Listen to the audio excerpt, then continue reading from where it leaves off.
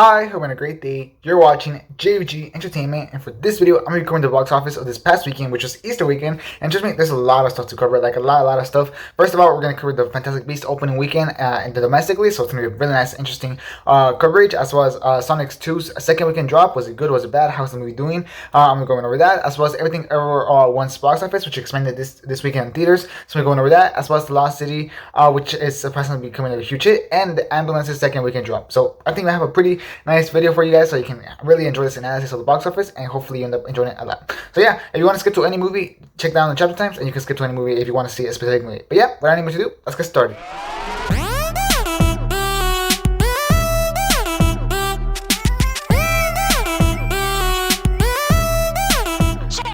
Alright, so starting with Fantastic Beasts: Secrets of Dumbledore, which opened this weekend in the US, and it had a disappointing opening weekend of only $43 million domestically. This is by far the lowest in the franchise for a lot of multiple reasons, and trust me, there's a lot of multiple reasons. First of all, there's J.K. Rowling's controversial viewpoints, like really controversial viewpoints, which has definitely put the fan base of this franchise against these movies, and they don't want to support these movies and support J.K. Rowling herself, so it's understandable. Then there's Johnny Depp's replacement by Matt Mickelson, so that's another very high controversial point after Johnny Depp got replaced by Warner Brothers with Matt Mickelson in the role, and this definitely caused a lot of rage in the fans, and definitely a bunch of people decided to not support the movie thanks to that, including the box office for this movie definitely got affected. Then there's Erza's controversial behavior, which even continued this past week with him getting arrested just yesterday, or by the time you're seeing this video, just 2 days ago, which is just insane. That's crazy.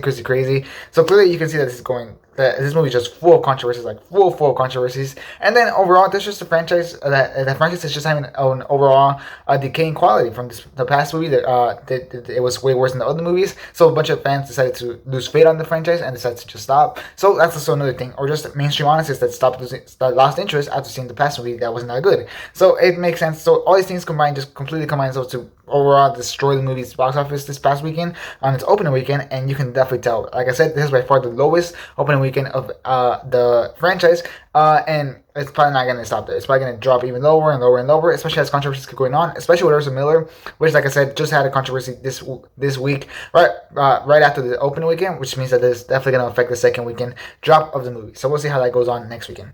Clearly, Warner Brothers will definitely not announce the next movie, ending this franchise as a trilogy rather than the 5 movies that they were originally planned by Warner Brothers themselves. They confirmed that this franchise was supposed to be 5 movies, but definitely they said that they were waiting to greenlight the rest after until the box office came out for this movie, and clearly that's not gonna happen. They're gonna keep this franchise a trilogy and call it a trilogy, and start something new in the Harry Potter universe, which I think is definitely the right way to go. You can definitely expect for Warner Bros. To right now be having heavy talks over the future of the Harry Potter franchise, especially with the new CEO, David Zaslav, which just joined in the past week. Now coming in, I think he's gonna have some very important decisions to make about this franchise. So expect some very important announcements sometime these weeks they're coming up as the movie continues to show its box office and its box office run. I think that's most likely when you're going to expect the announcements. So yeah, if you're really interested in this, that I would assume that you're probably going to get an HBO Max show and then another movie, but we'll see what the movie's all about, and same thing for the HBO Max show. Alright, to make matters worse, this past Monday, post-Easter, the movie dropped to the second spot. It opened on the first spot at least, but it dropped to the second spot this past Monday after the weekend, earning $3.6 million, while Sonic 2 earned $4.5 million, which means that Sonic 2 got the first spot this past Monday, which is crazy. It was still in its first week, and it dropped to second spot. So that's definitely not a good sign for the movie. Alright, moving on from the domestic box office to the international box office, the movie made $71.7 million internationally this past weekend, where it opened in 44 new markets, and it had a second weekend on 22 markets, which opened the last weekend, or the previous weekend. This leaves the film at $150.4 million internationally, which is a really nice box office. So internationally, the movie is actually doing really good. It's actually tracking pretty nicely, but it's not doing very great domestically, which is the main problem. This leaves the film currently at $199.7 million globally, which is 38% under the previous installment, which was also considered a flop for the franchise. So clearly, the movie's not doing great, like I said, and like I said, it's mostly coming from the domestic box office, where all these controversies have definitely bunched up to completely destroy the box office in this movie. So I think with these box office numbers, it's fairly obvious that you can definitely expect the Fantastic Beasts franchise to completely end here and as a trilogy, and not continue with the story, and start over with some other things that they can do in the Harry Potter universe, and maybe get J.K. Rowling out of the equation so that fans can stop backlashing against it, and Erza Miller as well, as the controversies have just been non-stop with him. So that's definitely what I think you can expect from the future of this Harry Potter franchise. Alright, now moving on to Sonic 2 on its second weekend, and the movie had a second weekend drop of 59.4%, which is an average drop, more towards the good side since it didn't cross 60%, but it was like right on the edge of crossing 60%, so it's not like incredibly to the good side. So like I said, I think I would call this hold pretty average, so I think that's pretty average. This makes the movie earn $29.3 million this Easter weekend, placing it in second place this past weekend, but like I mentioned earlier in the video, this Monday after or post the Easter weekend, the movie retook the number one spot thanks to many schools having a holiday on this past Monday, leaving a bunch of families to go to the movie theater, beating Fantastic Beasts: Secrets of Dumbledore, which is a really nice thing for Sonic to do. I think that really speaks volumes to how much the movie is appealing to the audience that they want, and I think that's really strong for the Sonic box office. This was its domestic total at $126.5 million, crossing the century mark, which is really nice. It's getting really close to beating the original's domestic box office, so it's definitely going to beat that, and we'll see how much farther it can go. Internationally, the movie added $25 million on its third weekend, having a 31% drop only, which is an amazing hold internationally. That's really strong. This means that the national box office also just crossed $100 million, standing now at $115 million, which is really nice as well. The global box office for this movie now stands at $241.4 million, showing that this franchise is definitely growing in its audience, and it's definitely having that strength weekend through weekend. Like I said, I think it's going to have an amazing hold as it keeps going on and on and on.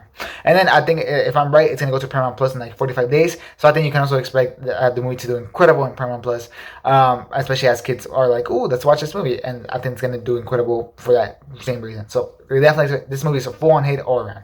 The Knuckles show is definitely moving forward. If you want more information on that, you can check it out in this video right here. If you hadn't known that there was going to be a Knuckles show, but there's going to be a Knuckles show, and this show is definitely moving forward. And it's probably going to come out in sometime in 2023. I don't know if it's going to be early 2023 or late 2023, but definitely expect the Knuckles show to move forward for Paramount Plus. And Sonic 3 as well. Like I said, the post-credit scene already teases it, and Sonic 3 is definitely going to happen. The real question is whether Jim Carrey will return or not, after he said that this might be his last role. And if this is his last role, they handed in a great high note at the box office. So great for his career, and I'm really happy for him. So yeah, Sonic 2 is good news all around. Another movie that's all good news all around is Everything Everywhere All at Once, which expanded to 2,200 theaters this weekend, boosting the movie to get $6.2 million this past Easter weekend. The domestic box office of this movie now stands at $17.7 million, and international box office stands at $1.3 million. So overall, the total box office for this movie stands at $19 million, which is pretty good for a small indie film. This does mean that the movie has not crossed its budget yet, which is at $25 million, but it's getting really darn close to crossing its budget, which is really good. The movie definitely has been a huge hit overall, especially with the incredible word of mouth and the incredible amount of traction this movie is getting, where right now the movie stands at 97% in Rotten Tomatoes, which is just huge. 97% is really strong critic score for the movie, so that's great. And this is definitely, the movie also very much helped for being the first controversial movie concept of an original indie film that's post Spider-Man No Way Home's success, which definitely seems to be helping the movie find an audience and building a strong case for the movie to get some awards later on, Oscars, Emmys, all that type of stuff. Definitely expect that to get some awards. So that's really great. So overall, like I said, it's all news for Everything Everywhere All at Once. We'll see how it keeps holding on as the weekends go on, but this is definitely doing very strong at the box office, and expect it to do even better and once it hits PVOD and everything, as I feel like a lot of the audience is waiting to just reach it on PVOD and buy it there or rent it or whatever they want to do. I think it's gonna have a really strong audience once it hits PVOD. So like I said, good news all around. Another movie that surprisingly is great news all around is The Lost City, which got third place this weekend, dropping only 31.1% on its third weekend, earning $6.2 million, which is a really nice number. Like, that's a really strong hold. That's really good for this movie.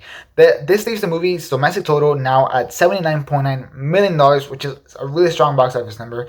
And the international total of the movie is standing at $20 million, which, adding up these two numbers, obviously there's a global total of $99.9 million, so close to crossing the century mark. Definitely expect to cross it before the weekend ends, so it's going to be during this week, which I think is really, really good.